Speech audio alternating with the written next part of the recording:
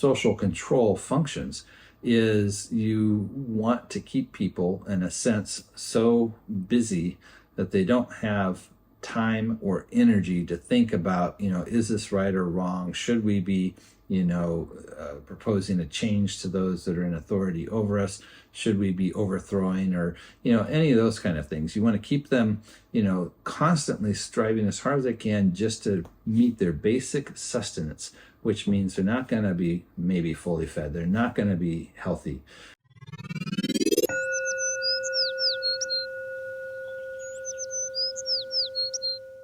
Welcome to Kinship Cafe.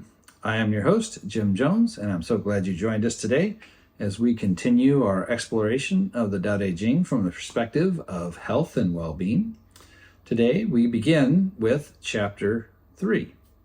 So let's start by reading through the chapter. Not exalting the gifted prevents quarreling. Not collecting treasures prevents stealing.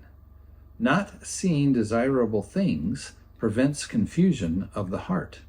The wise, therefore, rule by emptying hearts and stuffing bellies, by weakening ambitions and strengthening bones. If people lack knowledge and desire, then it is best not to interfere.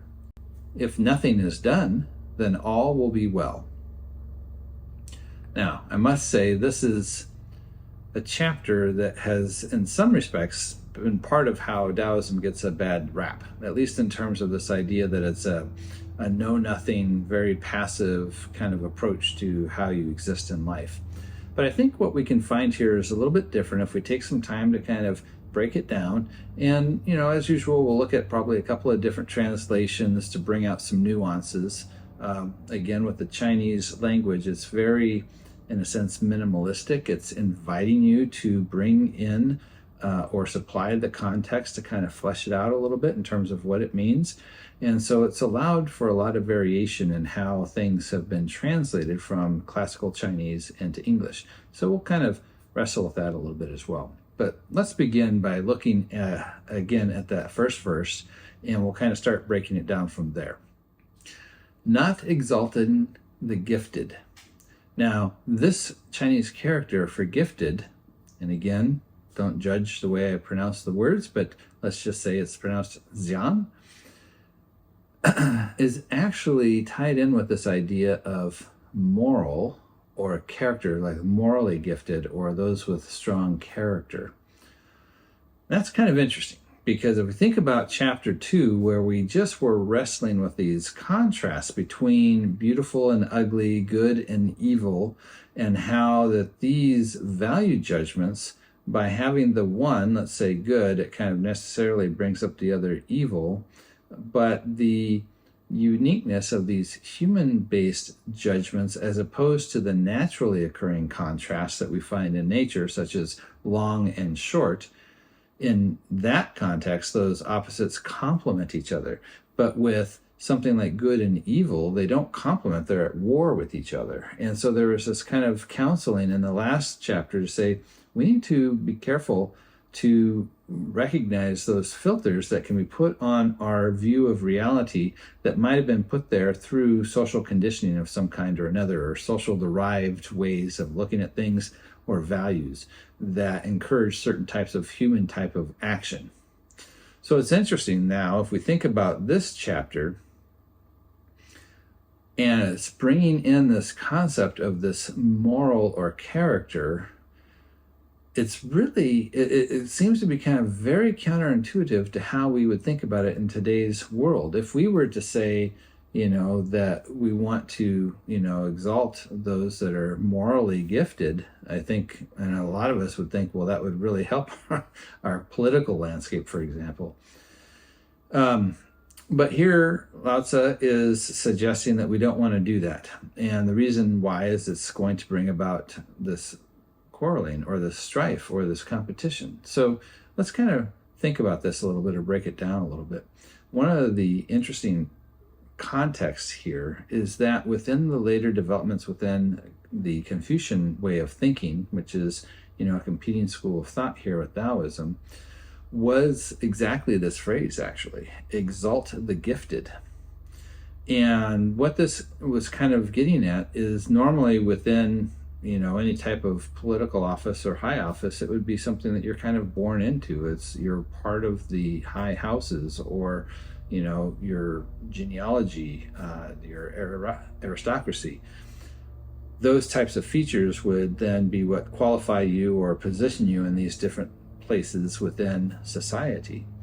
But what's happening now, again, in this warring states period, where there's just so much strife, and we're thinking about how do we, the different ways, the different Taos that are being presented from these 100 schools of thought are trying to suggest different ways that we structure society. And one of those ways was, if somebody, even if they're just a common person, but they're gifted at something that we need, let's exalt that person to office. This is that phrase, exalt the gifted. Again, we might think, well, that makes a lot of sense. Why don't we want the right person for the job, not just somebody who's, born into it? Well, here's maybe some ideas we can wrestle with to try and get at maybe a little bit more of where this Taoist thinking is coming from. So when we think about the talents and the skills that we have, if we are elevating or choosing to value some gifts over others, this is kind of like what's happening in that chapter 2, where we, see some things as beautiful and some things as ugly. It creates this contrast that doesn't go well together. It creates this conflict. Here, we're saying that there's certain values that we're elevating that are going to potentially then create conflict in other ways. So how might the Taoists be looking at this differently? It's hard to say exactly what's going on here, but I can just do some speculation, but also kind of talk from more of a naturalist perspective where some of these concepts might come together. One of them is that when we think about our particular gifts or talents that we have, they often are not things that we can take credit for. So many things in our lives are things that happen to us. We don't get to choose who our parents are, what our genetic makeup is, the time and place in history we're born, what kind of money our family had growing up. Did we have access to quality schools? Did we have proper nutrition that allowed us to fully develop in a physiological perspective? All these things have a lot to do with what kind of person you are later on in your life that you had no control over. They were just kind of, givens for your particular life, the way that it unfolded. In much the same way that I can't necessarily take credit for being 6'2". I didn't choose to be as tall as I am. I just am. It would be kind of silly for me to take pride in that. Or if I wasn't 6'2", it'd be weird for me to feel like, I was responsible for that for some reason. It doesn't make any sense. So many of the things in our life are like that. If somebody happens to be gifted in certain ways mentally, there's probably a lot that has to do with biological predispositions in that direction that allowed them to do what they're going to do. Yes, they might have, practiced and worked to develop those skills, but then we have to ask the question, what was motivating them to practice and develop those skills? Were those other types of influences, the type of education they received, people who inspired them that brought about this conviction to practice and to do better? The more we look at it, it's almost impossible to see anything that wasn't actually triggered or driven by some other kind of prior condition that wasn't actually us. It's a very interesting predicament that we find ourselves in. And so when we get to this idea then of thinking about the gifted and what we're going to value or not value, we have to look at this not in terms of what that person has done to deserve it, as much as, what is the circumstances that led to this. That might be one of the ways that they're looking at it within here. It certainly fits more with kind of a naturalist perspective. But in either case, what happens is we end up with creating a state of conflict between people vying for those positions. Now, I don't know that we would want to say that, well, we want to go back to, a class system, or, something where there's the aristocracy that holds all those positions. I think that for the Taoists, that, as we saw in chapter 1 with this, imposition or kind of reasserting of the yin, the darkness that comes up there, that it is looking at that female side of the yin yang, that it feels like the yang has gotten out of control. They're trying to reassert the yin to bring back that balance, which is really focusing more on these female aspects. And part of that may be derived from this prior way of life that the Taoist tradition seems to have held on to prior to the agricultural revolution, the last vestiges of that Paleolithic period in which people were still traveling as hunter-gatherer bands, and within that there was a greater kind of a understanding of the natural world as this kind of generative place. That's why the feminine was honored, because it seemed to be this massive mystery, not just with, the female humans, but, with plants and with animals and everything. It just seemed to be like this amazing kind of generative aspects of creation, where we start to see, 35 to 40,000 years ago, these statues in multiple places around the world that were honoring feminine kind of figurines that were accentuating the reproductive aspects. And it's probably had something to do with this viewpoint of life, but also within these smaller bands, the way things functioned was very different. You couldn't have kind of like this hierarchy in the same way. In fact, there's a lot to say that these smaller bands, from a sociological perspective, were probably far more egalitarian, and they had mechanisms for kind of keeping any type of strong man or strong leader down, keeping them in their place. And that's probably more where this Taoist idea is kind of coming from, that there's a pull back to this more egalitarian view of life that was maybe more thinking of things in terms of smaller communities, which later on in the Daodejing we'll see that that's part of how they kind of represent the ideal kind of community. And I think that has a lot to do with what's happening here, that this idea of valuing giftedness is, again, kind of a social construct that comes about through a radical shift in cultural thinking from the Paleolithic through that agricultural period, where everything kind of changes. That, whereas previously it was kind of this very generative way, a very egalitarian way of looking at life, as soon as you move into settled agrarian life, all sorts of things change. One of those things that changes is this idea of property. Because when you're on the move as hunter-gatherer tribes, everything you have, you basically got to carry with you. You don't have much in that regard. And you certainly didn't think of areas of ground as yours. There was no sense of property in that sense.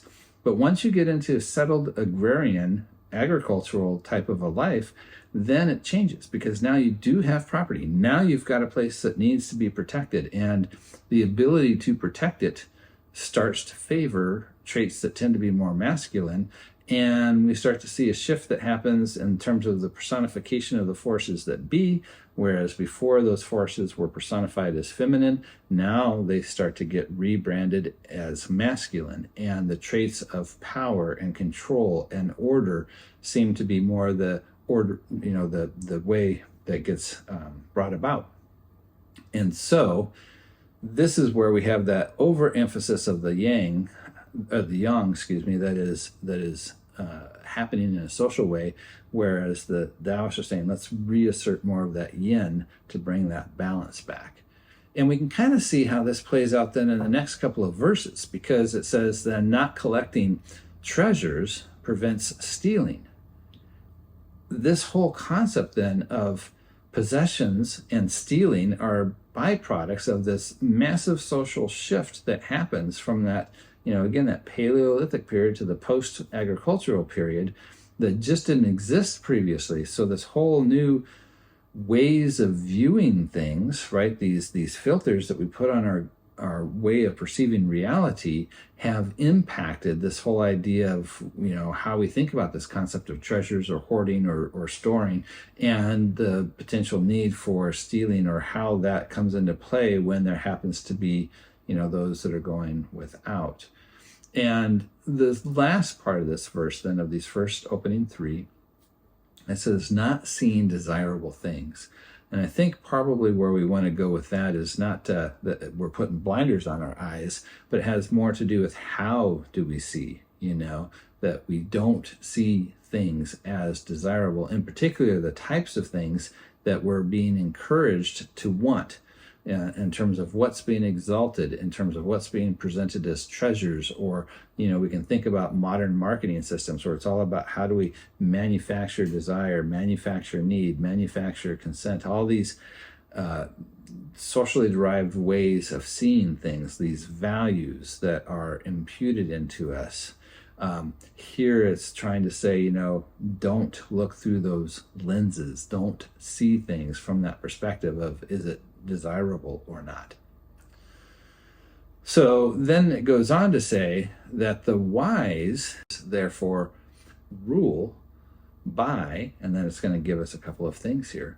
But this is an important thing to point out, because here's where we start to see, this Daodejing was not simply about self-cultivation. Yes, there's definitely parts of that, but we can see here it's also really designed to function as kind of a political text.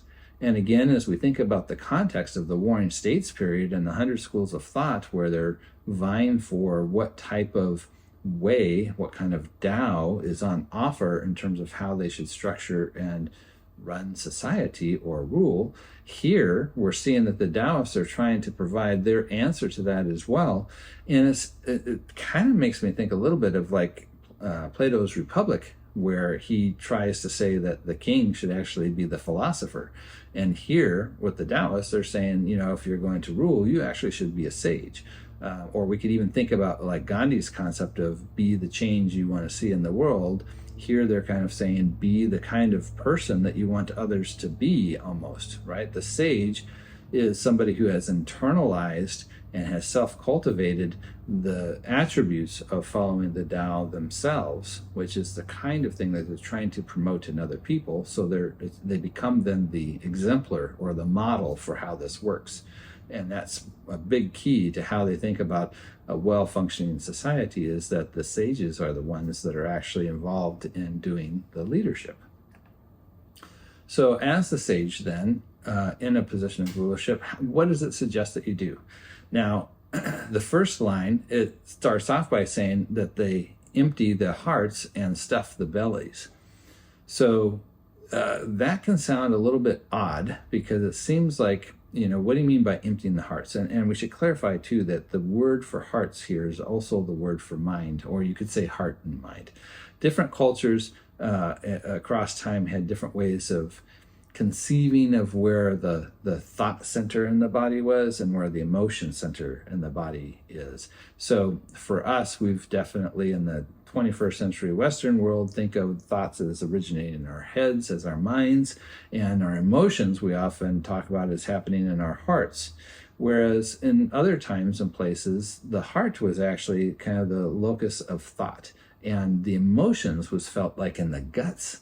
And we still kind of have a sense of this today, where we feel things in our guts, or we get like a gut instinct, or we get an upset stomach because we're worried about something.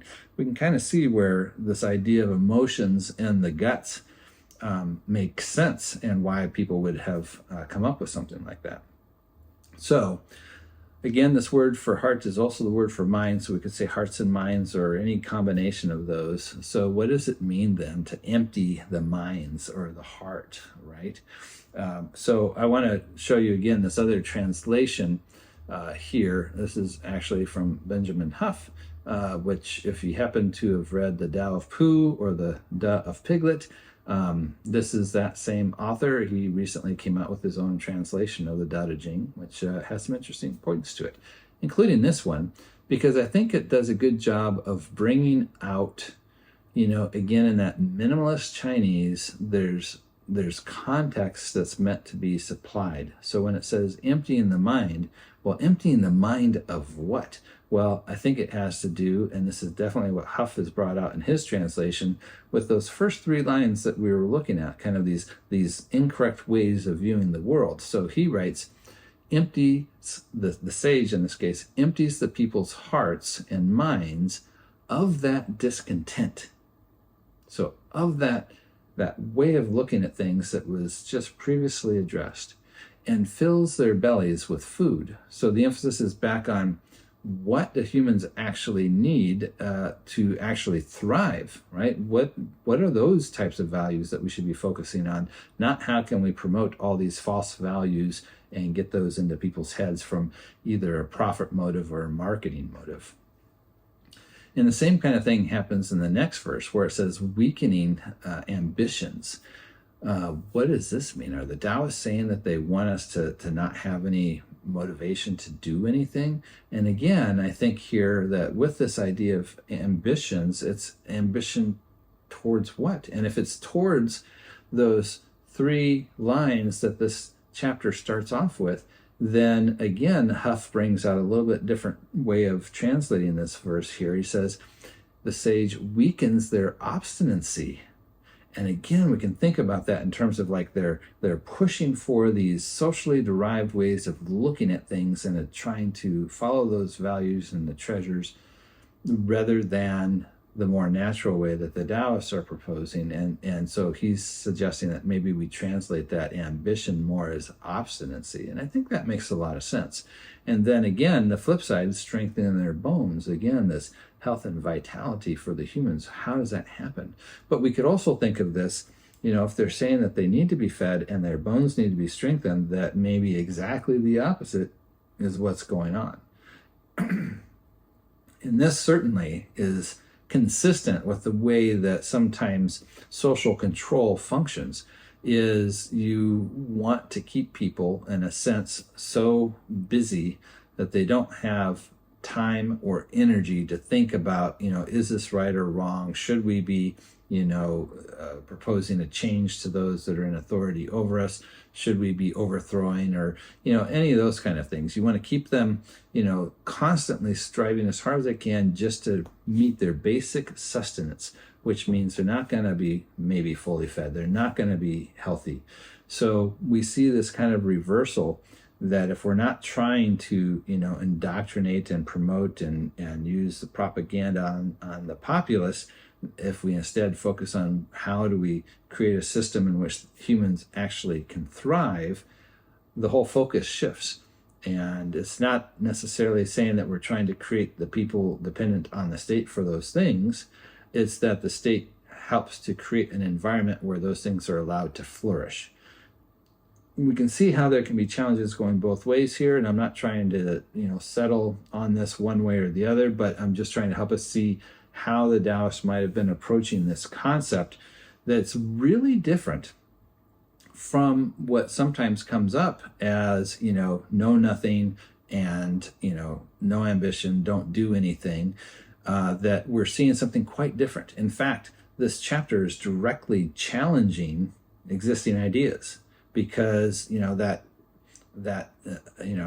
elevate the gifted is specifically being challenged here. The idea of how those things get implemented and how the sage does it different is being presented differently than what is currently. So it's not a passive, it's not a not doing anything. It's definitely got a question though about what should we be doing and why. And this is where if the sage is the one that's actually trying to do the ruling, this is how that would look. If people lack knowledge and desire, then it's best not to interfere. Look at this a little bit differently because this sounds, again, something like we're trying to say if people aren't educated and they don't have any motivation, then let's not do anything, right? So here's a different way we can look at this translation, saying that the sage then always draws people away from cleverness of multiplying wants. So we think about those first 3 things. So before, when it's talking about lacking knowledge, it's not just knowledge in general. It's knowledge of that 3 ways of doing things. So the way that they kind of actively try to do that, it says here, draws people away from the cleverness of multiplying wants.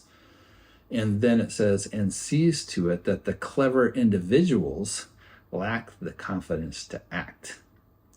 One more translation I think kind of brings this out in a nice way. It says that the sage is ever teaching the common people to be unprincipled in their knowing. So again, this principled idea would be like, the socially derived, what are those value systems? So it's teaching them to see without those filters on. And then the second part here says they keep hawkers of knowledge at bay. And again, that knowledge that they're talking about is at those first three lines. So it's the people that are trying to promote that kind of thing. It's saying that it creates a context in which it doesn't make it easy for them to act because people aren't going to buy it. And I think maybe that's the way we could look at it here with this idea of this hawkers of knowledge, keeping them at bay. Then we get to a very interesting conclusion to the chapter where in the main passage that we were looking at, it says, if nothing is done, then all will be well. Now, the phrase, if nothing is done, is a translation of some Chinese characters. Two of them we've come across before. So the final two are Wu Wei. And we might recall from chapter 2 that Wei is about action or doing, but more specifically, kind of a proper social way or socially derived way of acting. And Wu is that concept of absence, or can be also seen as this negative or no, which is where you sometimes get this non-action concept from Wu Wei. But here we've got Wei again in front of that. So it would sound like it's saying act, non-act. But it's really this trying to bring out this idea that if we try to weed out these socially derived ways of trying to act from our way of being in the world, this Wu Wei, that when we do act, we're trying to act in that way. And so this becomes kind of a slogan for the Taoists. It's kind of an interesting phrase, Wu Wei, Wei Wu Wei. And, there's a couple of different ways you can try and translate that. So another one that we have here, it says, unite action with non-designed activity. So here we got this idea of how do we act? Well, we act in a way that's not this derived way of acting. So the Taoists are trying to bring that whole thing back into alignment, that we want to act. It's not that we don't act, but we're choosing not to act in those socially derived ways. We're trying to get back into that harmony with the way of Tao, the patterns that we see existing in reality, that we don't really have a choice to follow. We bring up gravity as the example here all the time. Doesn't matter if I'm ignorant of gravity or not, or if I choose to follow it or not, I have to. It just is a thing. So here we're trying to say, the more we become aware of what these patterns of reality are, and we learn how to work in harmony with those, instead of fighting against them and bumping our head up against the wall, we'll be much more successful in bringing about whatever we're trying to do if it's in harmony with the way those patterns function. And so that would be the way, in terms of the WEI, the way as in Wu Wei, that we want to try and act, as opposed to the socially derived way, WEI. And that's probably, how we want to try and handle that last phrase there about how we think about the way, Wu Wei. And then it concludes by saying, if we do that, then there is no disorder. That's kind of an interesting thought. Lot packed in this chapter. There's a lot to kind of reflect on. We can't obviously do justice to everything here, but hopefully this was an informative kind of run through chapter 3 and all the interesting items that it brings up. If you enjoyed this video, please like it, please subscribe, comment if you have some questions. And then if you'd like to get more involved, you can go to our website at www.kinship.cafe, and there you can sign up for our email, which will give you an invitation to our Zoom call that we do on Fridays, where we present this information live and people have the opportunity to interact. Or if you happen to be in the Southern California area, we have a live meeting that you can participate in as well. So hope to see you there. Hope to see you back here. Thanks so much. Be well.